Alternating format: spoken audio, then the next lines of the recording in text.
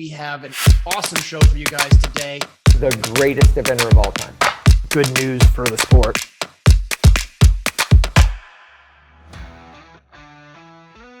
Welcome to the John and Rick Show, brought to you by Horse Trailer Pros. We have a great show for you guys today. We have the one and only Sally Spickard from Eventing Nation. Are you staring at somebody up there? I'm looking at our guests. Why don't you look at me? Tell me what's going on. They're better looking than you. Oh. We'll be right back, guys. We're going to check in with Horse Trailer Pros. Want to advertise on the John and Rick Show? Contact John at 352-875-8622. Or call Rick at 850-879-2649. For a horse owner on the road, your trailer is essential. No one enjoys being stuck on the road. At Horse Trailer Pros, we repair, renovate, and maintain all makes and models of horse trailers. We work directly with your insurance company or manufacturer for warranty repairs and insurance claims. Our state-of-the-art facility provides quick turnaround and friendly customer service. Considering a living quarter conversion? We do those too. Find comfort on the road with Horse Trailer Pros. Call or text 352-804-2131. HorseTrailerPros.com. Welcome back to the John and Rick Show, brought to you by Horse Trailer Pros. We are in the Jump for Joy studio. We have a great show, John. Who do we have on? We have Sally Spickard. And Sally is the one and only Eventing Nation amazing reporter. Yep. She's done a great job over the years. And she has a new thing that she's launching. Yep, the Go Eventing podcast. I listened to the first show. It was really good. You had Will Faudrey on. Right. So you guys need to go check it out over at Go Eventing. Yes, and as Sally comes on, you'll hear that we are saying it's being launched February 25th. But that's already happened and gone by. Right. So go on there and watch it, or not watch it. I said this before. Listen to it. Yes. On all your favorite podcasts. Yeah. So we've got some news. Yeah. So I think we should start with Leslie. Where we were this morning. Where were we this morning? When you said, shut up, we'll talk about it on the show. Well, let's before we do that, because that's going to be important. All right. I just thought we should just talk about Leslie. Yeah. Let's talk about Leslie. Because that's kind of the hot news. So yeah. He is the new technical advisor, chef de keep. I don't know exactly, but he's the new head honcho. Yeah, it's so cool. What a great guy to do it. I had a feeling. It just all makes sense, right? Yeah. All falls into line. He's been the developing rider coach for years. And he knows his shit. Yeah, he does. So that's exciting. Congratulations to the Laws. I know they're going to have to juggle some stuff. I mean, there will be travel involved, but Mrs. Leslie is really cool about putting things together and keeping things running. And Liam is, doing his soccer stuff and always healing, like we all are in sports. Yep. But yeah, so that's great. Yeah, no, I'm excited for him. I'm excited for America. Yeah. It's pretty. And we also have a manager that goes underneath Leslie that doesn't do. Karen, what's Karen's last name? Norum. I can't believe I'm asking you. I know, but I think that's who it is. But we can pull it up. Sorry, Karen, that we didn't get your last name. That makes us look bad. Well, it makes us look like us. Yeah, to be honest, look like us too. Well, a lot of things has happened. The Eventing showcase happened. Yep. The Eventing pre-showcase at Bruce's Field. Yep. What did you think? So full disclosure, I didn't sit down and watch the whole thing. I saw bits and pieces of it. It's interesting, right? Because there's so much prize money there, and we say a lot, like, oh, we need prize money in the sport, and then Bruce's Field comes on board, and yes, it's not sort of a standard event, I guess, but like they did put $100,000 out, and it is eventing, kinda, and not many people showed up. You mean to ride in it? Yeah. Yeah, and it's an invitational, so you gotta. I think that's why you were putting in a call, right? There's invitations that go out. You can't just go and enter, right? So there is an invitation list. I do know of a couple people that were invited and declined, but yeah. And yes. I have. Yeah, in the past. Yes, right? Because it's funny. So it's $100,000.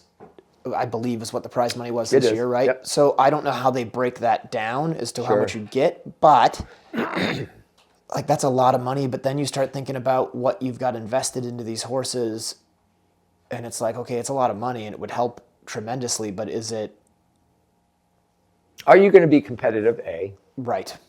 B. Are you going to be competitive? Right. And I don't know. C. Are you going to be competitive? Right. Yeah. I mean, when you have Will Coleman's, his horses are built for it, right? Yeah. I mean, Well, they're beautiful. Yeah. beautiful, fantastic dressage. I mean, Gin Tonic got a Studer? Studer. Shooter. Karen Shooter. I'm sorry, Shooter. Karen. Sorry. Just quick. It's Karen Shooter is the Karen Shooter. Yeah, Okay. it is. Obviously, he scored the lowest ever at Bruce's Field with a 17-3. Yep. I think finishing score, he had some time penalties added after the cross country. So it was a sub 20 Right. finishing score. I think Tammy was the lowest before that. With but, my ball? I mean, yes. Right. But obviously, it's a format that a lot of horses have trouble with. Yep. I mean, it's hard running in and out of arenas and having people standing, and his horses were awesome. But to your point, it's like, do you do that? Is it the right event for your horses? And obviously the people that went felt that was the right event Right. for their horses. But a lot of horses wouldn't fit into that venue Right. and perform their best, I guess is what I'm trying to say. Well, and to be fair, I haven't been, so it may be my expectations of what the cross country are wrong. I just picture it being very much like a derby. I've watched it. It just looks like a derby. Lots of tight turns, like show jumping, and Sure. cross country had a baby and came out with this derby. And so that does take a particular horse. And honestly, it kind of takes, like if you have a special horse like Coleman has two, then that's one thing. But otherwise, it almost to me seems like a proper sort of long format cross country horse would struggle to excel. Oh, definitely. There. I mean, you're absolutely right. I think. Yeah, and he was first and second, by the way. So Again, off the wasn't he record. first and second last year too? Pretty sure. Well, did two win last year? I think he did win last year, Yeah. first and second. I I think think you're Tammy right. was the year before that. And third, I believe, was Waylon. I'll have to go back and look. And then we kind of transitioned this morning about talking about that and talking about, you said something about the 4-star short at Kentucky. Yes. So So- that's another one that I feel like you have to almost, not another one. 'cause I don't It's know exactly Bruce's what you field. said. You have to aim for that being your That's your year. your season. your season. And I agreed with you. I think last year we did the first competition with Couture, the pony, aiming for Bromont, Yep. right? Yeah. Or I think maybe we're aiming for Morven, which was not that far after. You mean Tryon? Morven's in the autumn. You're right, Tryon. Sorry, get my events right. And to your point, leading up to that, I mean, it was a big ask. Yes. For any horse that's going and doing that 4 short. And there were some things that came out of it that wasn't major, but there were some minor things that we had to back off and do some things with the pony or shoeing and some other stuff. But we weren't prepared then to go on to a long. Right. It was diminished. Right.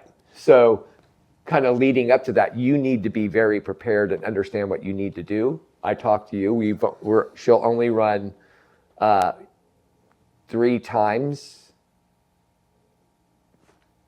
twice before Kentucky and 3 times before Bromont. Right. 3 runs. So, I mean, in preparing that, you got to really think about it, right? Yeah, I just think, like, I'm not saying there's not value in going there. There absolutely No, there's is. huge value. For sure. But I struggle a little bit with it only in that I've heard even Derek refer to it as a 5-star short. And to me, I'm like, okay, if it's a 4-star short, it should be a 4-star short. So this is what I think happens, though. In that venue where you are, Yep. 100,000 people, Yep. ropes, Yep. jumps, I think it becomes even more, probably the setup when it's wide open, it's a 4 short. But then when you start adding things to it. Yeah, but aren't you supposed to, as a designer, and I'm not intentionally being negative here. I'm just thinking out loud. If you design on a piece of property, you're supposed to design a course that goes well on that property. And I if agree. you know it's going to be stringed, or strunged, I don't know. If you know there's going to be stringing and people, then Roped. then wouldn't you want to design it in a way that you know it's going to ride well on that property? Like, you can't just plop the cross country down. I'm not saying it does, I know but you can't, and it also leads to the fact that you are expecting it to be a bit harder. I mean, no matter what you do when you go to that venue, it's going to be harder. yeah, but I just feel like, and again, it seems to me like oftentimes you get people there that you think, wow, I can't believe they're here. They're really not ready for this. Right? Well, that happens at a lot of events, not just that one. I feel like it, maybe I'm wrong. I think that happens at a lot of events. I feel like it happens more there, but maybe it's just that you notice it. And the because only you're reason there. it happens more there, and you notice more, the only reason it happens more there is because they want to do Kentucky. Yep. They want to be in that limelight, and they want to do it. And sometimes you aren't prepared to be there. But I think that happens at every event. There's just not a spotlight on it. I guess what I want to say to everybody Let's that's be prepared. going there is I think It shouldn't be your first four it short. definitely shouldn't be your first 4 short, and it probably should be like, well, I was going to come to the 5-star, but I just think maybe we're a little short of fitness, or I'll be ready for Maryland 5, and maybe, do you understand what I'm saying? Like, I know you're saying maybe the 5-star should drop. I mean, in that preparation, they're a 5-star horse using the 4 short as a launching for the fall. Yeah. Or at least like have it in your head, like, okay, this is a possibility. I get it, but I think it is designed to highlight those that are prepared and ready to go. And if you don't understand that there's terrain there, if you don't understand it's going to be a bit more difficult, and you haven't prepared your horse to do that, yeah. Like Carolina is a really good prep for Kentucky. Sure. I mean, it is. And if you were to just use Terra Nova as a prep for Kentucky, Right. It's not. Correct. So I think everybody's got to think about how you prepare and get ready. And look, it is what it is. It's not going to be. I think you just need to be prepared. I mean, I absolutely. I guess that I feel like there's a small handful of people that I saw there last year and the year before that were there because they just wanted to be able to say they rode there, and probably didn't have the knowledge. yeah. Well, they got to take know. that self-responsibility and say, Yeah. you know what? Don't do it if that's what you're going for. Right. If you're not going if you're going for that, that's just a totally different way of looking at where you're trying to get to. I think it's backtracking if you're not prepared to be there, because I think it would diminish where you got to before you got to Kentucky if you were on the right trajectory. But even the best horses go out there and have some problems. In the short. Yeah, I've gone to what now would be the 5 and had it not. I mean, yeah, it doesn't always go well. It is expected at the 5, right? Yeah. Now, all that being said, I think it's a cool ad, but I think it comes with responsibility. For sure. So, and it's Elisa Briggs, myself have re-looked at a lot of things in prepping for Kentucky. I mean, I think Elisa's been there several years in a row, and she's had some trouble with some really nice horses. But in getting ready for it, I think the horse's physicality and mental capability needs to be there. Right. I don't even know how, now that we have a laser, how we even had preparation for horses without our own laser, because we use it a lot just in the not rehabilitation, but just maintenance of the horse. Sure. Because we wear and tear on them. We have to do gallops. We have to do work that, you want to make sure your horses are prepared. All I'm saying is you look at through different eyes and I know you do, right? Different eyes of preparation than other people that are just coming up the ranks and probably just getting there. Sure. And having false expectations for getting to Kentucky. Yeah. Yes, Briggs.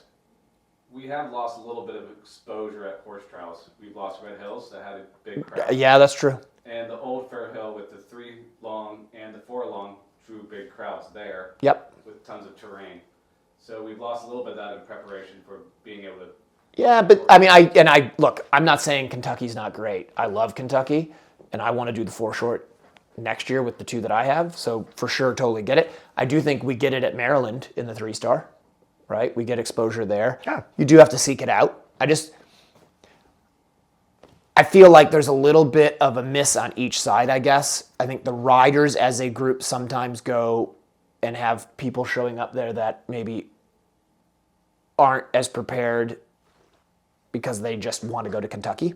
And that doesn't. That's well established. I agree. And I think that the designers, and I believe Derek does an amazing job.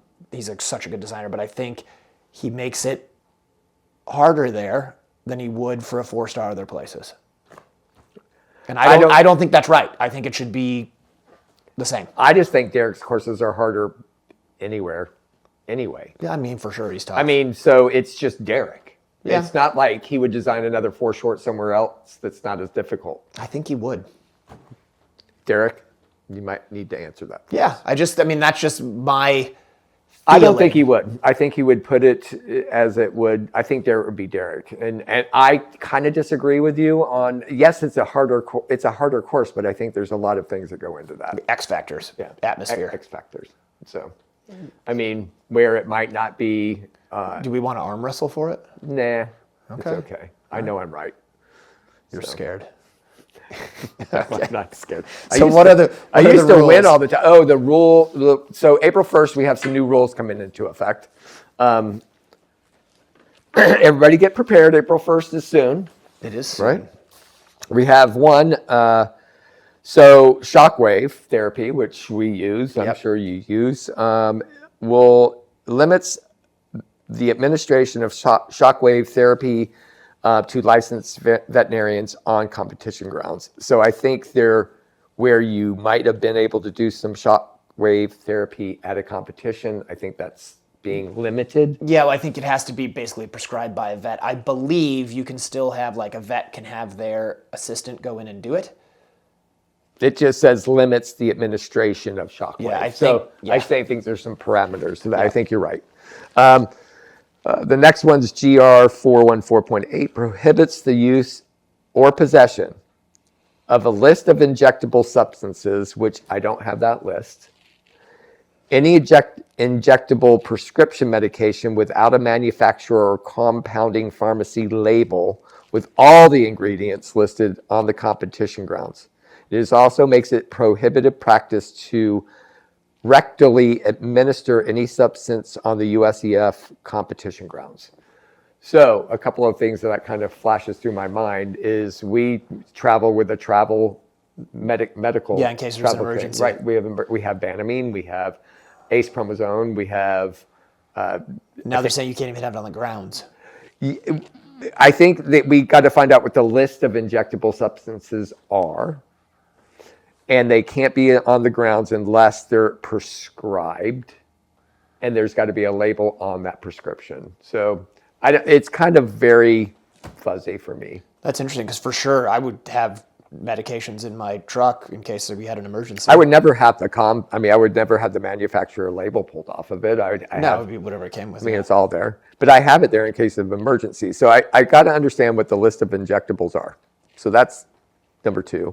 Number 3 is GR 702.1, identifies failure to cooperate and or obstructing or delaying the Federation investigation as a violation.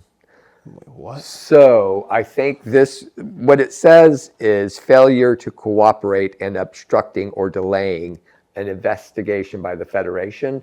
I think maybe there was some people being cooperative in their ongoing investigations that delayed their ability to do whatever they're investigating. Interesting. So I don't know. I would have thought that's just common sense, but But I mean, I don't even know how do you qualify that? Yeah, that sounds. That's a hard qualifier. Here's another one. For permits the use of equine and human biometric sensors that are minimal in design and met specified criteria. What is a human biometric sensor? I mean, I assume I it's, asked him. He didn't even know. I don't know. I mean, I'm thinking like with the horses, it's like the thing that attaches to the girth that tells you how they're galloping and Like running. in their heart rates and stuff Yeah. like that. So I it mean, could be why stuff is there like a need that. for that? Whatever. I think it's See, just we're- to allow it to be used to collect permits data. the use. Okay, To it permits the allow you to use collect data for different on a things. minimal design. So they don't want anything big and huge on them. Right. To Like a giant helmet case. right. I got it. Lisa, he just went at you, and it's not gigantic. It's not. Okay. 5, prohibits the use of nosebands with abrasive interiors, exception for rope and rawhide nosebands. Okay. There's some tack nosebands that people use that's not very nice. Yep. So I agree with that. And at least they did exceptions for rope and rawhide. Yep. The last one, this one's going to be interesting. Indicates a whip should be used to encourage the horse forward and never used to vent your anger or as a reprimand. So you cannot have a stop at a jump and hit. Well, that'll be interesting to see how they enforce it, because I would say you could have a stop at a jump and you hit your horse to send it forward. But I think what they're saying is you can't have a stop at the jump and then hit your horse while you're stopped. So, Unless no? your horse stops at the jump, turns away, you hit it, and it gallops off. Subjective, right? Yeah. So encouragement, what is encouragement? Encouragement would be going to the jump cap. It's weird. I think we're only allowed 2 or 3. 2. It's down to 2, right? Yeah. It's consecutive. Yep. 2 per disobedience. Well, now it's not disobedience, and you can't hit for disobedience anymore. Yeah, it's interesting, because that's what it was 2 per disobedience is what they called it. Now it's going to have to be 2 for encouragement. Right. I think you could, I mean, look, in reality, once they've stopped, it's pretty rare that you're going to smack them hard and they're going to like jump, right? You're going to give them a hit, they're going to gallop off, and then you're going to come around. I don't think that the reason that you hit the horse when you have a stop is to send them through that jump. You're hitting them to say, why did you stop? Yeah, I don't disagree with that. I think we're kind of saying the same thing. Typically, if I have a horse that comes and stops at a fence, yeah, I'm going to hit it. But not anymore. No, but listen, you have to let me finish. But you're going to have to turn away and do something different, because You hit subjectively, it, I would say and you it just goes violated forward. the rule. But I guess the thing is, I don't typically stand mine in front of the fence and hit it and then turn away. I would have the stop, and as I'm hitting it, I would allow it. Start watching some videos. I would allow it to go forward and then come back around again and then I encourage get it forward. Let's wind this up. Okay. I mean, I'm right, you're wrong. Okay, whatever. I think we can have more discussion on that later. So let's take a break. We've got Sally coming up. Yep. It's going to be a great show. We're really excited, and you guys are going to love Sally Spickard. So let's go eventing. Let's go. EquiBrew, now available in the USA. It's a live probiotic that you feed daily to your horses. The live microbes go into your horse's gut and cleans up the gut wall, creating a healthy gut system. EquiBrew is an essential part of my feeding program. My horses love to eat it, and it does a really good job of promoting gut health and also good behavior and great performances. It's something I recommend for all of your horses, no matter what they do in their careers. It's so affordable, I can use it on all of my horses in the barn, not just my top horses. Order EquiBrew today by going to brickfieldnutrition.com or calling 850-879-2649. All right, so we're here with Sally Spickard, and I wanted to mention the new podcast, Go Eventing. Sally, it is going to be great.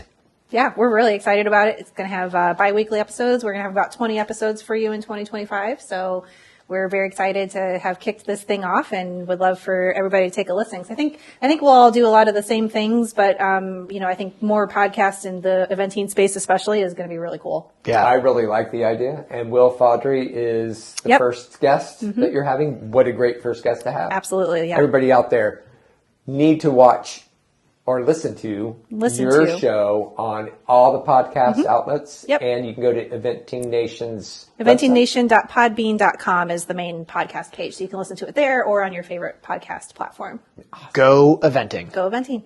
Hi, my name is Caroline Pamuccio, and I'm here with Jump for Joy. These are one of my key training techniques I use at home.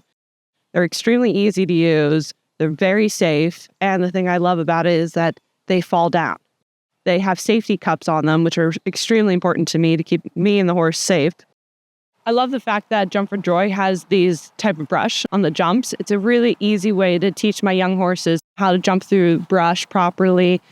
There's not a better jump on the market. Grant Showalter has over 15 years of equine bodywork and saddle fitting experience. His technique allows him to identify and alleviate tightness in muscles. He uses trigger point massage to release points of restriction.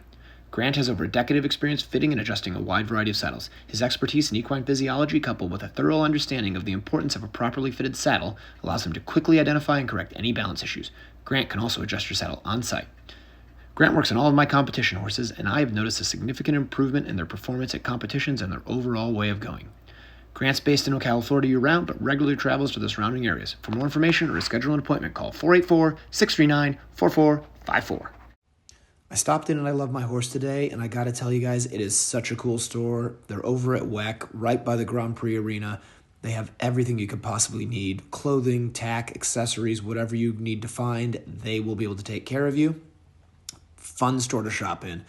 If you're like me and you event and you need some last-minute things at the competition to save the day, they also have a mobile unit, and I Love My Horse will absolutely take care of you and get you everything you need to have a great competition. Welcome back to the John and Rick Show, brought to you by Horse Trailer Pros. We are here with Sally Spickard from Eventing Nation, and the new podcast is The Go Eventing Podcast. Boom. And I actually saw your promo on YouTube. It was very well Slick, done. right? It's so good. I can't take any credit for that. I had somebody else do that. Well, but you she were did a great job. You were the talent. Yeah, that was weird because I am not used to being in front. I don't like attention like that. This is actually weird for me too. Well, but we're let's just get going to used to embrace it, it. Sally. I know Get we're used just to going to it. embrace it. we are in the EquiBrew segment. So EquiBrew is an awesome live probiotic. It is made in New Zealand. It helps your horses with their gut health. I give it to all of my horses. They love it. They eat great on it. It helps their coats. It helps them get their supplements absorbed better. It helps everything. It really is. The microbes go into the gut. Everything starts functioning right. Everything you're feeding is going to be more absorbed and more efficient. I sent Ingomar down to Wellington, and that horse is the poster card for EquiBrew. And I took a case, and I said he cannot go off EquiBrew.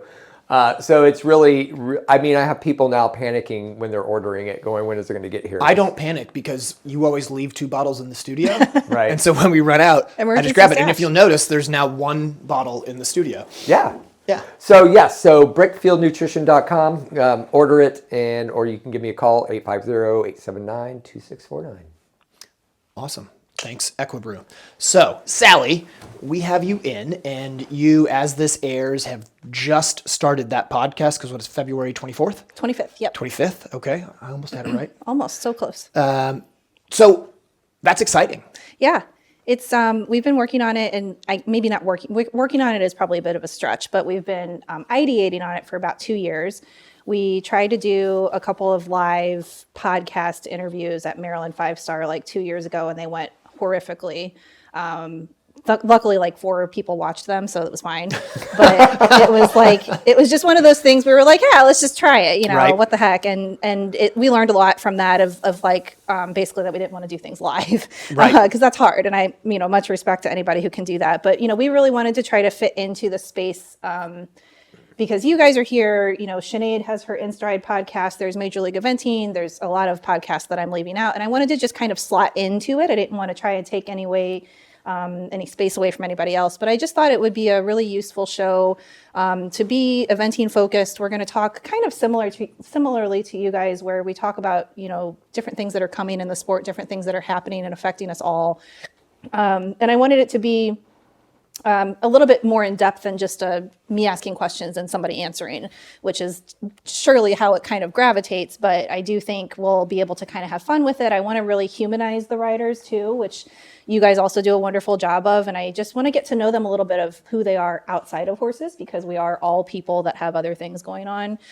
So yeah, it's been a work in progress, but I feel I listened to the first episode last night and I feel really good about it because I enjoyed listening to it. And I feel like that's a good sign. I wasn't like, oh, cringing. See, I love me. Yeah. So I love listening to our show. What a humble thing to say. Yeah, no, you gotta, if you don't love yourself, you can't love anyone. 100%, Yeah. yes. So it's one of my favorite things to do, except Rick always chimes in and then I'm like, I don't know. Yeah, no, we all love you, John. No, I mean, Sally, to your point, I think, and John and I talked about this when we talked about having you on the show and having the podcast with Ian, and I think it's a great idea. I think we can't overload the information that goes out there, and it needs to be, some things need to be repeated. Sure. And we all know that. You covering the sport so well as you have over the years, things get said and then typically sometimes retracts and people forget about it for some reason. And it is more that we can talk about it. John's really good about the safety side, and we talk about safety, the FEI issues, things that come out with rules. I think all of us working in unison with the same outcome. We all want the same outcome. 100%, yeah. So I think it's great that you're there. I think even, is it the USEA that has the podcast? Yep. With Darn? Yep. Nicole Brown, too. Derm. See, I did Darm. Names again. Yeah, it's, no, it's I'm a telling name you. thing. You know what? I just call him D. Yeah. Do you? Because, I don't know how to pronounce his name. So, I'm right there with you. Well, So it's just you got a D. 50-50 It's chance Derm. of Darm or Derm. Yeah. And then I think I've pronounced it Diorm or Diorm. See, Sally's in my If I don't know, I say, how are you doing? So yeah, and it's true. I mean, I think there's just there are a lot out there. Major League, Robbie now is taking over for his father, and his mom do a great job. I think their format is really cool. John and I have both been on that. So it's cool. I think it's great. We're all talking the issues. Yeah, the more the merrier, in my opinion. And I think we all have such a small world. We all know each other, and I thought it was a good way for me to also capitalize, not in a gross way, but for me to kind of capitalize on the relationships that I've built with you guys, because I feel confident that most of the people I will ask on are people that I've known for 10, 15 years at this point. They feel comfortable. They know me. I have a good ability to just allow them to be vulnerable and candid. And I think that's kind of where I'm coming from with this. Well, I think even, and I thought about this for you because you do a really good job reporting. I mean, there's some, I send you texts. I'm like, that was brilliant. I mean, there's things that you explain to us that we use on this show to explain to other people, right? So I should make sure I'm fact checking things. Is that what you're saying? Well, what we do is try to think you shamelessly do. take your info. It works. Yeah, great that's for us. fine. That's fine. It's public access. I think you fact check. And I We think you try look into to. things. Yeah. So anyway, I think it's great to now have you not as a competitor against us, but as a patriot 100%. to move forward with eventing. Yeah, and I don't look at this as trying to come in and steal your advertisers or steal your view. It's not about that to me. I think that I'm very much a fan of a rising tide raises all ships. For sure. I do think that the more that we can all collectively work together to improve our sport, which again improves our horses' lives, that's the biggest, most important thing for all of us, then I think that's a job well done. And I think we can all coexist.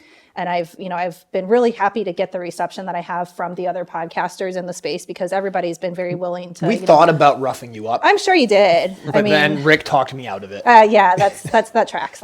Honestly, yeah, I didn't really know how it was going to get received, but I think I kind of came out of the gate like, listen, I want to collaborate with you. I don't want to compete, and I think that helps a little bit, because that's always my mantra is I don't want to compete. I want to make us all money, because we all need to make money. We're all broke. That's truth.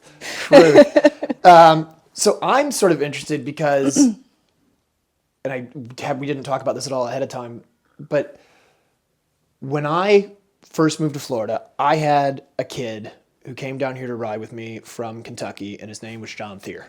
That guy. Yeah, John. What a weirdo. Yeah, he is an Honestly. odd dude.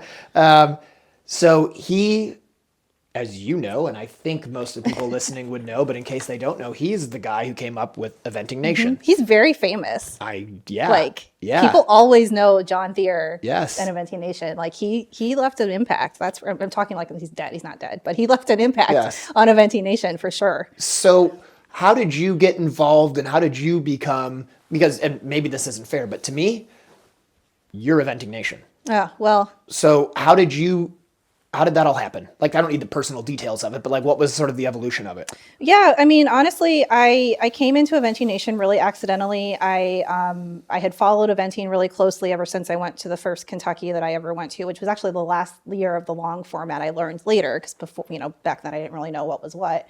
And I'm the type of person that when I like something, I want to know every single thing about it. So I decided I wanted to know all the riders and know all the horses. And so eventually Eventing Nation was started and I just started reading it every single day. And at that point, it was really just John's blog. Yep. Like there was not much to it, but it was something that nobody else was doing. I mean, nobody was really focusing exclusively on eventing. And this was just in 2009, 2010. So it wasn't that long ago.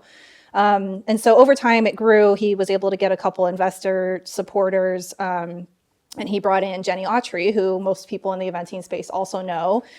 Jenny Autry came and was the managing editor for several years. And through her, she ran a blogging contest that they did every year.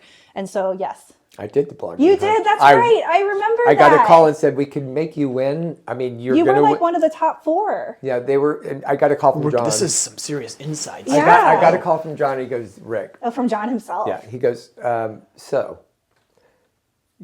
you were going to be the winner, but that doesn't tell you coming on and doing stuff with Ian. He goes, I know you're really busy. Do you mind? Do you mind if you don't win? If you don't win? And I was like, sure, that's fine. But yeah, it was fun. But you were the honorary champion. It was fun. Yeah, it was fun. I mean, we've shared a lot of, because I remember there's also the thing that we shared of you like catapulting over a horse at Pine Top. Yes. Yeah, that was one of Rick's viral Ian moments. Yeah, that was really fun. But yeah, so it's really cool the that he blogger started contest, that. Yeah, I mean, and honestly, we need to bring it back. We have gotten a little bit away from doing it, but that has always been how we've hired people, is because if you read Eventing Nation at all, you know that it's a little bit different. Like we have a little bit of personality that you can't just come in as like a journalism student and think you're going to write.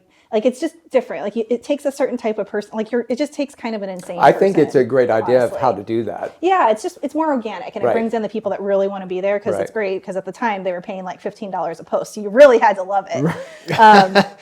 But yeah, so organically it just happened. I came through the blogger contest. I was making like $15 a post, writing like once a month, and then he offered me to go to AECs in Texas for a couple years, and then he offered to let me start taking over the sponsors, and this would have been in about 2014 or so. Awesome. And so I kind of grew, and then I left to try to be a writer, which didn't work out very well. And then I worked for a couple other publications and companies, and then I came back in like 2018 or 19. And then in 2020, John came to all of us at EN and said, hey, I'm thinking of stepping back. You know, he hadn't been super involved in the everyday operations of it for a little bit. Jenny had pretty much run everything. And then she left to take a USEF job. Right. And so he needed somebody who could kind of take the business over. And so he offered me and a couple other people on the team who had been there for a while some equity in the company. And so we basically signed the paperwork. It took us a while to get all the nuts and bolts done. But so he's still involved with it. He still owns a minority share. He still maintains our classified site, Sport Horse Nation.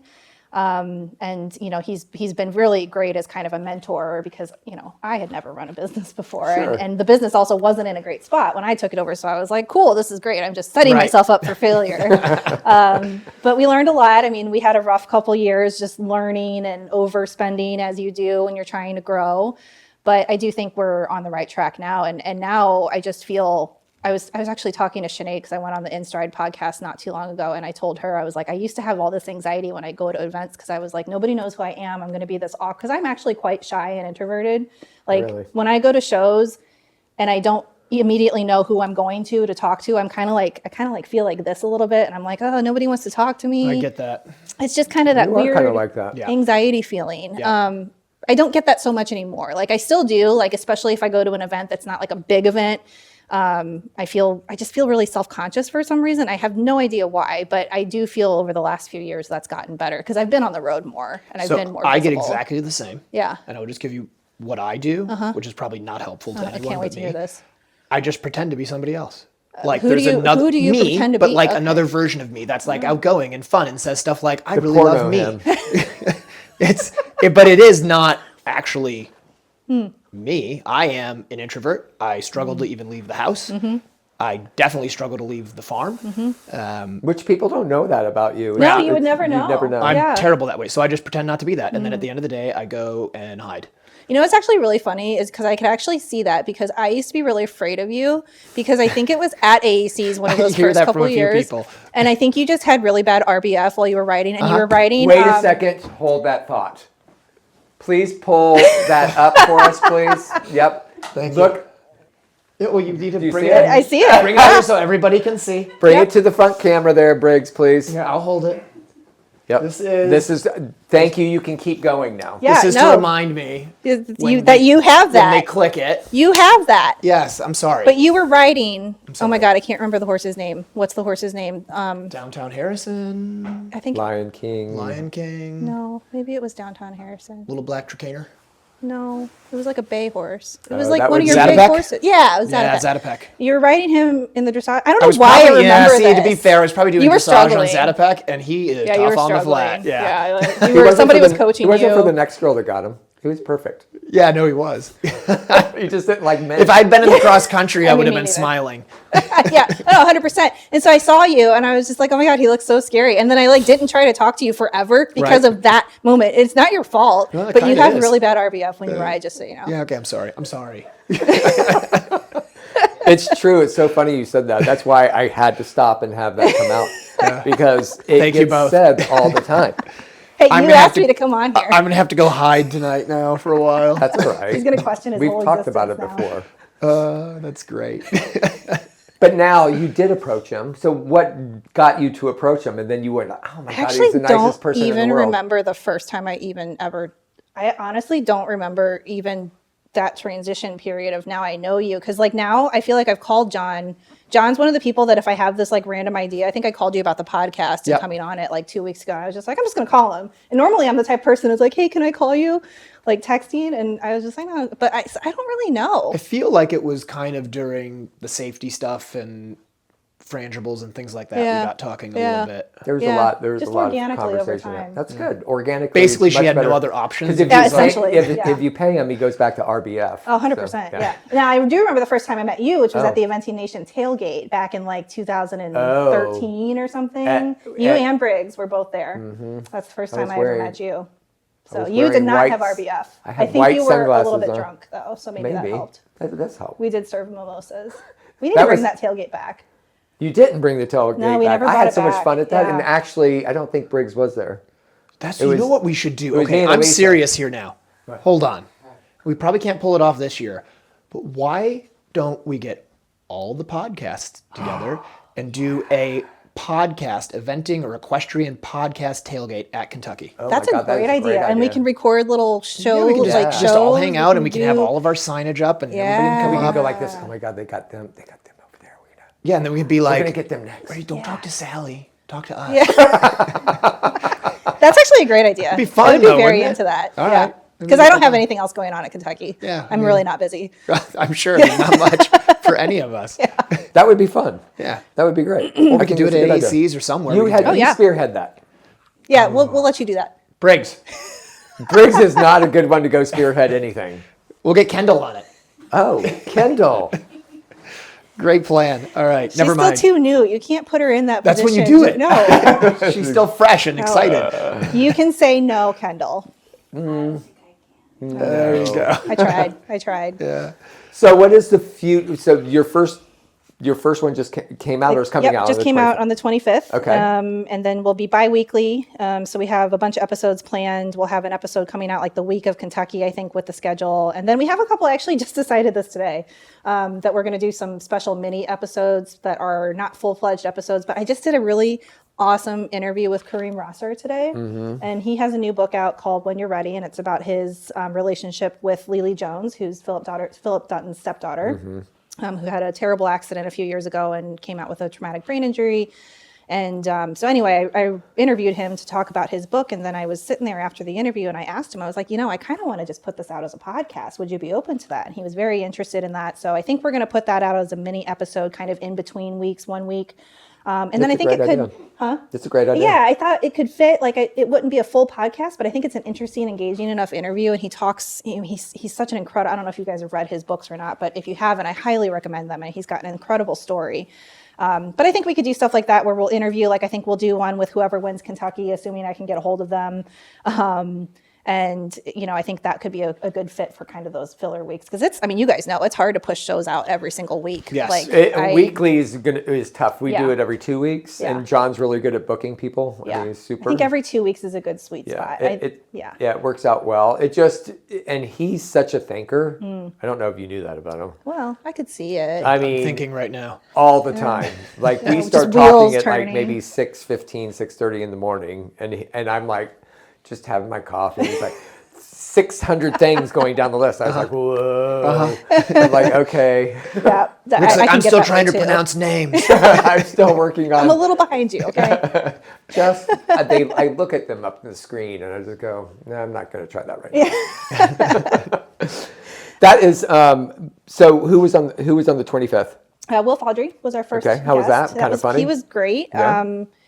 I don't know. I kind of had trouble thinking of who I wanted to have on first. And I wasn't necessarily going after like the hugest names I could get because I'm not worried about that part. Not that Will's not a big name. Right. But I wasn't necessarily concerned if it wasn't like, I don't know, Boyd or somebody, Tammy, like it didn't need to be a huge star. It needed to be somebody that I knew would give me authenticity and who I knew would relax. And he was wonderful. I mean, he was, and he had just gone to the FEI eventing forum. Which is good. So I thought that would be really useful to talk to him about that because that was a little bit timely. But he was great. He made me laugh. He made me cry. I mean, he told this amazing story about Antigua that I'll let you listen to on our podcast. But I mean, Awesome. I was in tears by the end. So Cool horse that one was. Oh my God, so incredible.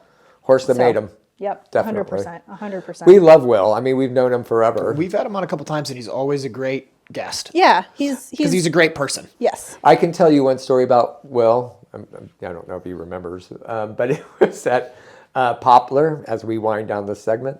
It was at Poplar. I think the team, Karen, David, they were all back from, I can't remember, maybe the World Championships on Antigua.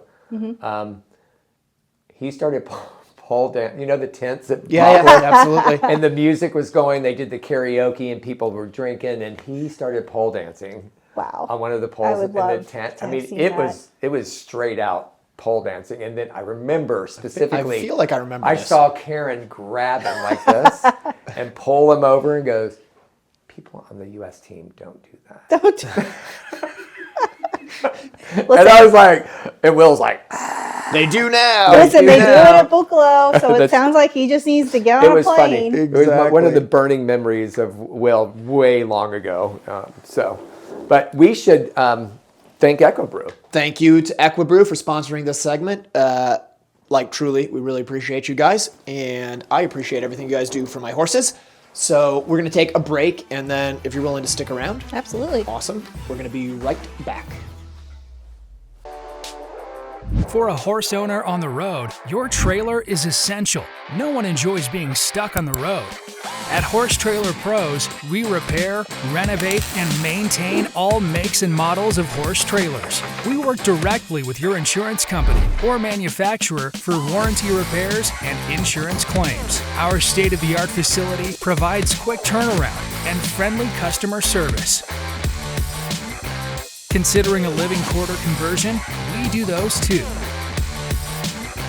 Find comfort on the road with Horse Trailer Pros.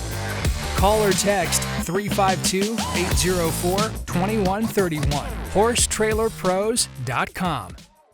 Another thing I love about Jump for Joy is that the jumps are so easy to move. It takes me and one other person to make a whole new cross-country questions, no tractors needed. I've got a lot of different sort of questions I've been able to design with these jumps. Set up some really difficult angled hedges, bank out the water to an angled hedge, and have these really nice skinnies. And another great thing is they have these amazing flags, so the horses always understand the jump between the flags. Hey, it's John here. I just want to let you guys know I got back from schooling at Magnolia Sands Farm here in Ocala, Florida. Their cross-country field is perfectly suited for a first outing on a young horse or schooling your upper-level horse. Magnolia Sands offers over 110 jumps ranging from starter to intermediate, plus multiple banks, ditches, and waters. They're constantly updating their courses and have even added new ditches and a starter ditch wall. Conveniently located in Northeast Ocala, Magnolia Sands has made it easy for riders and trainers with online waivers, Venmo, and PayPal, and even offer a golf cart for guests. MagnoliaSandsFarm.com. Reset, reboot, rebuild, restore. Experience the transformative power of our formulas you can trust.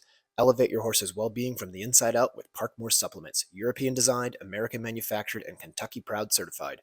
Parkmore's Devil's Own Detox, nature's own binding agent, cleansing your horse's system. Now available for your canine kids too. Say goodbye to unwanted elements and hello to vitality. Parkmore Special Vitamin Mineral Supplement, a micronutrient powerhouse. No fillers, just 4 ounces a day for a 5-star eventer that thrive. Because excellence deserves exceptional nutrition. Parkmore GLF Immuno Booster. Unleash the magic gold, the #1 building block for cell replication. Elevate wellness and recovery for your horses and dogs, whether after training, travel, competition, or during periods of injury, illness, or surgery. Parkmore HI Oil Infusion. Customize your blends of herbs and spices to naturally combat inflammation, bacteria, and restore gut flora. Elevate your horses and dogs' appetite naturally. Expert guidance awaits. For more information, schedule an online, telephone, or on-site consultation with Fleur or one of our dedicated team members. Visit parkmoresupplements.com or call, text at 502-265-8345 to elevate your companion's well-being today. Since 1950, Maison Forestier has been offering its know-how to design custom-made saddles for passionate riders. In 2016, Maison Forestier took a turn and expanded into the sports world with the goal of improving the performance of the rider-horse pair. You will find a professional, reactive, and fun team to answer your needs. And this is why I have chosen Forestier for all of my saddlery needs. Feel free to contact the saddle expert in your area for more information by visiting www.forestier.com. Welcome back to the John and Rick Show, brought to you by Horse Trailer Pros. We are in the Jump for Joy studio, John. We are joined in this next segment again with Sally Spickard. How was that? Did I say it right? Yeah. It was great. I was just joking. You nailed Spickard. it. Yes. I got it. Sally, thanks for staying with us and laughing at what I have as a problem for some pronunciations of like Jonathan Halling. Yeah. You know, all pronunciations of no, names. not all. Okay. It just it's an like an endearing. It is. Thing. It is 100%. Okay, but you know what's really hard is when you go to the Olympics and you have all these like Polish riders, and I feel so bad because I can't even pronounce their like first name, and I'm like, I promise I'm not this ignorant. I just have Just like my can't do mouth it. does not work. Like That's I why cannot- John Kyle is so brilliant. Oh my God, he's incredible. It was like, how in the world did you just pronounce learn that? how to pronounce that horse's Yeah. name with like 17 million letters? I don't understand. It's Yep. crazy. Or like pronouncing French names. Oh my God, Right? I can't. I sound Yeah. like an idiot. And we've talked about this before. I think on commentating for our sport, I think we have some really, really, really good commentators. 100%. Yeah. Sinead's one of those up, just really growing. She's up a natural. She's natural. She's funny. John Kyle is amazing. Of course, we love Lucinda Green, and a lot of the European Spencer. Spencer's great. Yeah. And I think that's what we need to cultivate in the United States a little bit. We do have John, we do have Sinead, but I think we need to cultivate a little bit more. I don't know. John tried to have a clinic, didn't he? And we went. Yep. I think that's really cool that he had that, just sort of going, look, this is what you start to do Totally. and what you are expected to do. Yeah. And I thought it was funny because I went back to Lucinda and I said, you know, he really doesn't like it when you say, oh, that's a shame. And she goes, Did she say that's a shame? she goes, She probably did. she looked at me, she goes, well, it was. She is so unapologetic. I loved it. She's so great. So, that being said, we were talking about your episodes, and did you say you are doing it weekly? Or Bi-weekly. Okay. Bi-weekly with some mini episodes thrown in which, here and there. Which yeah. is smart. Hold right? on. Just because I am not the smartest guy in the room. Bi-weekly to me would mean 2 episodes So a it's week. bi-monthly. Okay, so I just learned this today because I thought I saw something on there that was a frequency of semi-weekly, and I was like, oh wait, is that what I'm supposed to be picking? But semi-weekly is 2 times a week. So and bi-weekly is every 2 weeks. So we are bi-weekly. You are bi-weekly. See, I would have said we're bi-monthly. Yeah. But I'm But that would bi-weekly. mean every other month. It's I sort don't of know. like bisexual people get really confused too. They don't understand. Totally. 100%. Awesome. When you're semi-sexual, then everything's fine. Somebody is now going to be semi-sexual because you said that. That's probably a thing. and I we just didn't had even know to say it. It was right Okay. there. So bi-weekly means twice a month. Yes. Okay. To my knowledge. I If think we're I fact wrong, checked it. you could go into YouTube and you can tell us that. And so what we have, and yes, yeah, you could let's do tell it. us that. But what we do on the show is because we want people to watch it on YouTube, we ask them questions into the show for them to describe something and then say it in the comments, and then we come back. And we pick somebody that wins. Oh, I have an idea. okay, go ahead. How old were you the first time you rode a horse? Oh, I thought you were going to say something else. I want to know what you thought he was going to say. Yeah. So do I. Well, maybe we'll do that one. Let's find this out. No, let's not do that one. Go with the ride. First. Okay. I think I was like 7 or 8 because I didn't really grow up riding. And I do remember my dad taking me to some place. I grew up in St. Louis, Missouri, and I remember him taking me to this barn. And it was a Western barn. And I don't remember any of the lessons except for the one where I learned to canter. And how I learned to canter was that she put me in the barn aisle. And it was like just a standard barn aisle. And she chased the horse up and down the aisle. While I'm holding on for dear life. And like, I was not I did not have a lot of guts as a kid. I was very scared. And so I just remember being really, really terrified. I mean, I got back on the horse, I guess, but that's like, it sticks in my head if that's how I Well, learned let's to go canter. with that. That's awesome. So- Let's have That's my somebody story. explain to us Sally's first experience on a horse, where she was, as far as location, Yep. and how she felt about it. I love it. So that's this show's competition. You have to explain that in the YouTube comments. So you got to go in there. We'd love it if you subscribed. And then you need to tell us in the comments about Sally's experience with horses in St. Louis. And we give a $25 gift certificate to I Love My Horse. Yep. Love that. If you are in the United States and you give us an address, I'll ship you a EquiBrew bottle. Awesome. And there'll even be EquiBrew in the bottle. There will be. It will Yes. not be an empty bottle. It will not be an empty bottle. Clarification there. So, real quick story that I want to tell because that made me think of it. And I don't think I've told it on this show before. It was the first time that I taught my son, Caden, to canter a horse. He wanted to learn to canter. And so we're out on our gallop track, just going around. He's on his little pony and he can't get it to canter. And I'm like, no, you need to put your inside leg at the girth and then squeeze with the inside leg. And then, no, okay, well, squeeze with the outside leg. And he couldn't get it and he couldn't get it and he couldn't get it. And I'm like, you know what? Just go faster. Just go as fast as you can. And I'm riding alongside him on my horse. I'm just go as fast as you can. Come on, buddy. Come on. Come on. Come on. Come on. And he gets cantering and then he's cantering. And he's doing a great job and he's cantering. He's trying to figure it out. He's sort of posting, sort of cantering. And he's cantering. He gets all the way around to the back of the property. And he pulls up and he walks. And I'm like, great job. Great job. And he looks at me and he looks around at our farm with all the jumps and the horses. And he says, really, Dad? All of this, and that's all you had for me? Oh my God. And I was like, Wow. That shapes him into the man he is today. 100%. that's right. He got that from somewhere. Yes, he did, his mother. That was a great story, though. Yeah. I like that. You've never told that before. Okay, good. Good. Caden, make sure you're watching so you can listen to that. Yeah. I feel like the first canter is one of those like semi-traumatic experiences though, because like you've never felt anything like that and Right. you aren't a good rider at that point. Like none of us are good when we Right. learn how to canter. And I just remember I was afraid of it for the longest time because Right. it was so fast and I didn't know what I was doing. And I mean, now it's fine, but yeah, it's just funny because I feel like we all kind of have that experience when we were first getting started or starting our kids or whatever. My starting story is really strange because we grew up in a neighborhood that had a farm out the back, and I was probably 6 or 7, and I would disappear all day. Go to that farm, and I would talk to the owner and say, I'll pick stalls if I can ride one of your horses. Wow. Parents didn't even know where I was. Right. Then I ended up one day bringing that pony to the house and come bring it in the backyard, and my dad's like, what's going on? He goes, I've worked a lease off. They're like, you're 8. What? That's so good. And so he was like, you worked off a lease. I said, yeah, I get to ride the pony as long as I clean stalls and I do all this stuff. And so he got me we had to go to the Like, we're going to confirm this We're gonna story. go talk Let's have the to parents these communicate people. here. And then my dad said, "Well, you've done it." And he goes, I said, I really want a horse. And he goes, "Well, you keep doing this for a year, and I'll get you one." When I was 9, I got a horse, my first horse. That's pretty cool. This is a good story. It was is in a great Nebraska. story. That's You can't- very cool. But today we'd not misplace a child all day long. That would be in a hopefully, barn. yeah, probably Cleaning not. stalls. Yeah. We just we're one generation away from that. Like, I did that too. Yeah. I would just leave. Yeah. I had a job working at the neighbor's Morgan horse farm. Wow.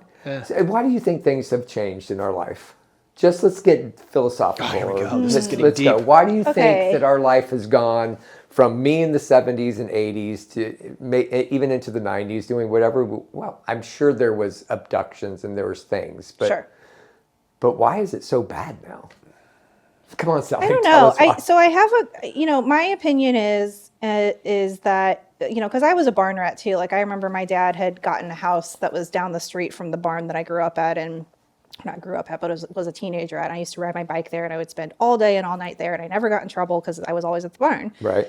And I do think that still exists, and it's hard for me to really say it because I'm not a barn rat anymore. I don't really ride. I'm not in the barn all the time, Right. but I do think I hate to say this because I don't want to sound judgmental of the younger riders, but I do feel like the increase of the amount of time we're spending on social media and our phones takes us away from connecting. Which, by the way, as podcasts, we have totally we embrace totally social media. encourage you to spend as much time on your phone Yes. as possible for this. Yeah, go ahead. Disclaimer. But I do think that there is so much of the online presence now that has to be maintained. And I went through that phase too, where I was completely obsessed with posting every single video and bragging about what I was doing and looking really cool. And I'm not at all saying that's what everybody's doing. But I think if you look back on when we were growing up, then that really there was no comparison envy. There was no have to post this on the internet or have to put this on my Instagram and I have to check how many likes I'm getting. And I just think that culture shift has made it to where we don't connect as much as humans. And I think that somehow contributes to this, I almost want to call it a sense of entitlement that we see a lot more now. And again, I don't want to shit on anybody, but it's just what I see, So I see that on the side of us as human beings, people going to the barns and going like that. But I think the safety in America and anywhere has changed over the years as well. Sure. And I think that's kind of I get it on the social media. We talk about it all the time. Social media has a great place. 100%. And I use it all the time. Full disclosure. And then we have young people that we are with that, to your point, you're always striving to do something. But to my point on the safety side, my parents would come in when the street light comes on. Yeah. Yeah. And that doesn't really happen so much. No, anymore. it doesn't happen anymore, and it's unfortunate. I think that's where I always look back and say, I'm really lucky to have grown up when I did. Sure. And I try to make, when my children were growing up, we try to have a farm. Mm-hmm. We always try to have that kind of environment. But now you have to be very protective. I mean, I pick up our godchild, Nicole, at school every day, and you got to have your yellow thing, and you have all this security in schools, and they have sheriffs there, and it's just kind of sad. Completely different world. So I didn't know your son didn't really participate. He did homeschooling and went back and forth to school did a little online, bit. yeah. So Which worked out well for us. He did get that because of the farm. Sure. Right. He's Yeah. basically Right. was He allowed got to- free he could range. go wherever he wanted. It's interesting. I don't know. And funny enough, for him, he doesn't really participate on social media, and I don't get the feeling from talking to his friends that that's unique. Interesting. How old is he now? 16. Okay. He doesn't care. He'll go on. He'll go on Instagram or TikTok. Yeah. And look at the funny videos. Yeah. But it's not It's like not like consuming his life. No. Unlike your nephew, which I want to brag on, Yes, Colton.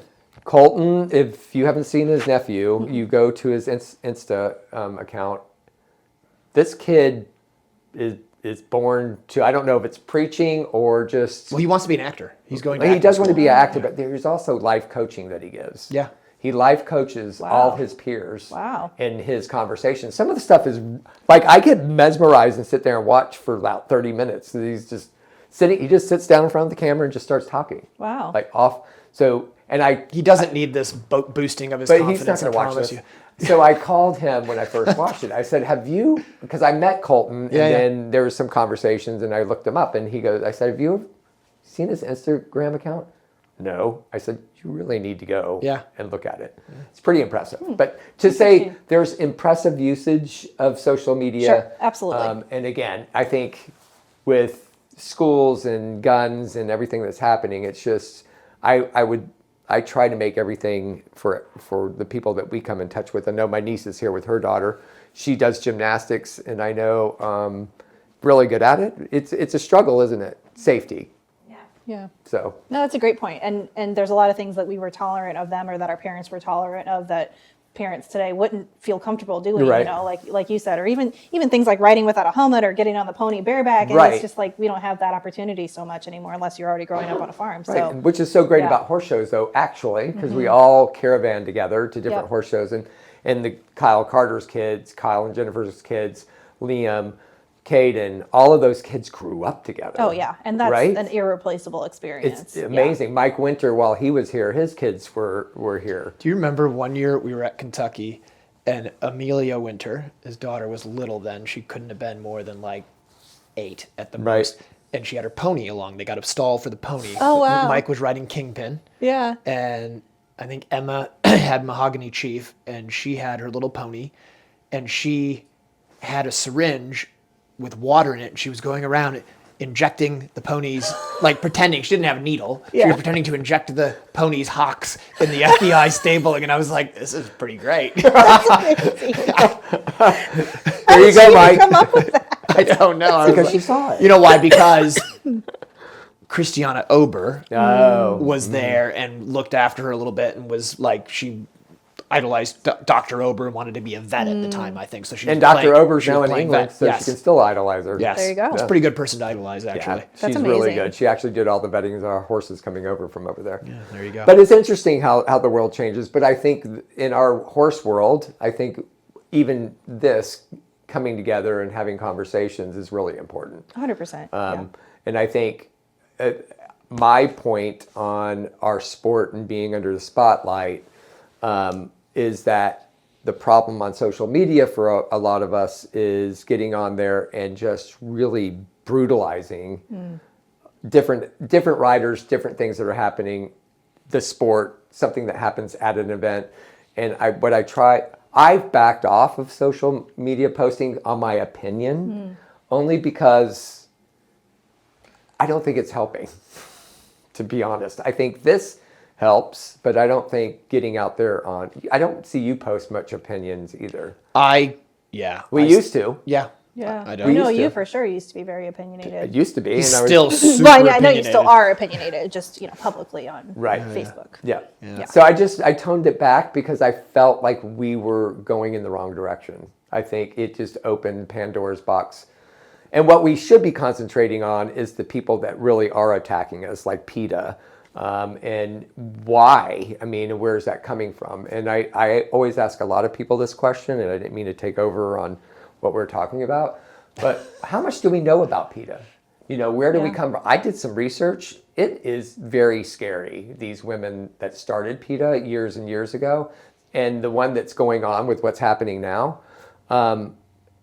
They do more harm to animals than we would ever do. Yeah. And I don't understand how they have that much control over the FEI, over the USEF, over everybody on this pressure plate that comes down this way. This is getting heavy. I know. I just wanted to didn't talk prepare me about for it this because part. That's fine. we got to talk about it. We do have to talk about it, and I think a lot about the optics of our sport and how we can educate people that we do this because at the end of the day, all of us that do this, even the people who have gotten in trouble for being mean to their horses or doing whatever, we all started doing this because we love horses. Right. Is that not true? Yeah. And I somehow think that sometimes we get away from that because we're aspiring to do something or we have a career to maintain or something like that. But it's hard to educate people on that because I think what organizations like PETA are doing are they're grasping onto any compelling of an animal to do anything. And I don't know that that's the right approach, because I look at it and I get so angry when people are like, well, we just shouldn't ride horses anymore. It's like, okay, do you want these like billion-dollar industries to just, what are we going to do with all the horses? What are we going to do with all the people that are employed in the industry? I'm talking about racing. I'm talking about barrel racing. I'm talking about all horse sports. If we were just to say, no thanks, where would all those horses and all those people go? I mean, you're talking about a huge industry. So I don't really know where I'm going with this, but I know where you're going. You know. It's like, what are you really talking about? And Yeah. I hear you when you say we shouldn't even be riding horses. They love to be ridden. I mean, there are some that don't, and those that don't, you find another career for, or you send them out, or they're pasture mates, or whatever they are. We all struggle with that, but we make sure that these animals are happy. Yeah. And to your point, where do you want all these horses to go? Well, I Back think on the now range? I've been told, and I don't have, this has not been fact checked, that there are more horses in the world now than there's ever been. I wouldn't doubt that. Because of sport. Sure. So I would argue that that is good for horses. Yeah, Right? no, it is. And I would hope, I think, again, don't have the facts, that in general, they're all horses that are reasonably well looked after. Now, there's going to be cases for sure, not, there always just like will. with dogs or cats There or always will. human beings. But I think, so to me, that's when I was saying to you, like, I think it's great, let's have, like, your podcast is awesome, the more the merrier, because I think the answer to all of the stuff you're talking about is we have to do, and I have always thought Eventing Nation did a very good job of this. It's one of the reasons I loved it and love it, is that it tells, like, it doesn't avoid the difficult topics, but it typically you tell a very good positive story. Yeah. And I think that's what needs to be out there. Like, we could talk about the tough topics, but the majority of what we talk about should be the positive things about the sport and about being around horses and the great way that it impacts all of our lives. Yeah. Yeah, I agree with that. And ultimately, even when it comes down to the abuse of horses and some of the riders that have been claimed for it, I can guarantee you that they have learned from this and from what they did. And I think persecuting anybody that makes a wrong ride on cross country, Elisa was part of this at badminton, whatever it is, persecuting them does not solve anything. Yeah. But You I think also there's good to, not to persecuting, but there's good to these cases where people are questioning, like, was that appropriate? Did you go Sure. too far? Yeah. Because it does show, which I think is super important, that there's accountability as well. I totally agree with you there. And I think that's where the biggest thing for me, and I think that's why it's really good to have these conversations, is because at the end of the day, I think we're moving as a sport but we're emphasizing more than ever that we have to take care of our horses first and foremost. And we cannot put our personal ambitions in front of their well-being. And I think when you have a horse when you have a career, you guys are both professional riders, so your whole livelihood bases on the fact that your horses do their jobs. And it's hard, I imagine it's difficult for you over the years to balance that with, okay, this horse isn't quite ready, but I'm technically qualified to go to Kentucky or whatever. Yep. And I think as a group of a community of people, it's important for us to put that messaging out there that it is about our horses, and we have to be accountable. We have to. I agree with you to a point that the public shaming is not a good idea, but at the same time, I would argue the fact that sometimes the governing bodies don't sit up and listen until somebody does it, and I think it's a gray area. And what do we do? What do we do about that? Like, as podcasters and people in that, how do we change that so that it doesn't have to go 3 months of Facebook pounding until somebody does something? I agree with you. There needs to be quicker action. So having been on the other side of that not too long ago, I do think part of it actually could be as simple as a way for, and I don't know if it's legal, that is the issue. Not that it's legal, but I don't know if it's like the legal teams that are the issue or what. But I think if there was a way for the federations, associations to be able to communicate, like, okay, this is what we're doing. But so often I believe a good portion of it is they are handcuffed to, well, we can't talk about this because it's not done. And so then they just don't say anything. Yeah.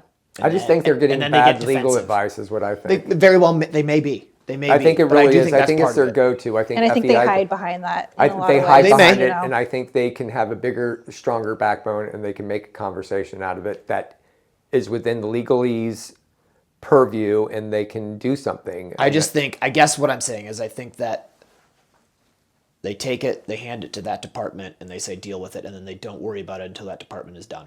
Yeah. I agree with that the governing bodies need to be a lot more transparent with their processes, but I would also make the argument that we as a community have got to stop saying, well, that's how the things have always been done. Yeah, I hate that. 100%. That's something I cannot stand.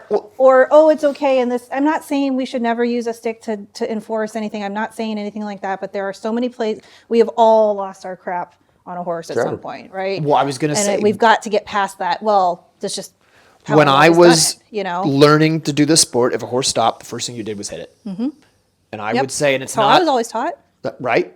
You hit them. They stop, you hit them. They can't stop. Never let them stop. They can't get away with that. Right. Yeah. Now, and not because of any pressure from outside, but because of how I've sort of started realizing over the years, as I've done this for a very long time, actually, if a horse stops, I'd say 90% of the time, probably more, it's because they didn't understand what was expected of them. Mm-hmm. And so usually, I always now, when a horse will stop at a fence, I stop and I stand there. And I don't pet him and tell him good boy, but I just stand there. I'm like, okay, just think about what you're doing. And then I try to break it down a little bit, maybe walk around the fence and then come back around. And I would tell you that is so much more effective than when I used to smack them, because then you'd smack them. And then what do they do the next time? They run at the fence. Totally. Which is not any better. Yeah. Not to mention the smacking gets their adrenaline up, and so they're a lot more they don't reactive. think. No, I mean, 100%. obviously we've all come in. So the point is I've evolved. I think we've all evolved. I think we all have evolved, and I think there in 98% of the time I agree with you. The horse didn't know what was going on, or there's something hurting in the horse, or there's some things you're just not going to get through, right? And the old adage, if you don't fix it today, it's going to still be broken tomorrow, is wrong. Yep. Because if you can't fix it today, that means you have until tomorrow to figure out a plan to try to go forward with it. And I think... Oh, I like that. Yeah. I think we all need to have that conversation with the young people coming up and the people that are riding today. Because I used to be, when I was younger, I was told that you need to fix it now because they're going to never do it again. I'm like, it's not true. Yeah. No, they don't learn that way. Not true. So I think it's all good conversation. I think the number one place in our hearts are for horses, and that's why we're all here. Yep. I so appreciate you being on this show. Yeah, thank you for having me. And we would love to keep the conversation open. John's going to coordinate the tailgate party. Yeah, he's going to work on that. No. Oh, man. Why do I say this stuff out loud? Well, we heard him. You're the idea guy. Yes, idea guy. That's it. Idea. I'm not the Every doer. idea has to be executed. So, So one more time, Sally. Tell us how to get to your podcast. So you can find all of our stuff on eventingnation.com. Our podcast will be found on pretty much all your favorite podcast platforms. We're not going to go on YouTube just yet. I don't have a fancy studio like you guys do. So at some point we'll probably start a video cast, but it's not in my plans right now. But then you can also check us out at eventingnation.podbean.com for the main podcast page. Very cool. And again, the podcast name for Is everybody? the Go Eventing Podcast. Go Eventing Podcast. Go Eventing. Awesome. Yeah. Well, thank you. Yeah, thank you. This was great. This is really fun. appreciate I very it. much enjoyed it. I think that we have a lot of topics we have to talk about. So. I know. I felt like we could have kept going forever. So Yep. I'm happy to talk because I know we all love the sport. So it's fun to talk Well, about. we're gonna be on yours. I'm Yeah, sure. absolutely. And then we can even talk more. Yeah, and then we're gonna have the tailgate. So Exactly. And could you have a DJ there, please? yeah, and like an open bar And mimosas. Well, Ian will pay for the bar, right? Sure, we'll get a sponsor for it. I'm sure we can Boom. rustle All right. that up. I actually just saw this thing at Thermal. They had a sign. It's for this supplement called brain juice. Right. And I literally saw the sign and I was like, what is that? And I looked it up and it's like some green superfood. Yep, I was like, I'm going to go brain pitch them for juice. the podcast. Yeah, that's probably a good thing to do. Quick. Anyway, maybe we could get them to sponsor Hey. the tailgate. Hurry up. Give a call. Wait, no, I said it first. It was mentioned here. Sally has it first. All right. Deal. All right. Well, so we're going to end this up with saying thank you. Yeah, And we thank look you. forward to being on yours and John doing the tailgate. And, here we go. All right. To the next show. Let's end this before I get made to do more things. We'll catch you guys in a couple weeks. Thanks so much for watching. Make sure, please, go give us a review on the podcast player. 5 stars would be ideal. And where make she sure took her you- first riding lesson. Yeah, remember where Sally took her first riding lesson. That'll be in the comments there on YouTube. Subscribe to us, like us, and also make sure you go and give the Go Eventing podcast a like as well, please, and give them a review because it does really help all the podcasts. So make sure you guys do that. And until then, we'll catch you in the next one. We have an awesome show for you guys today. The greatest eventer of all time. Good news for the sport.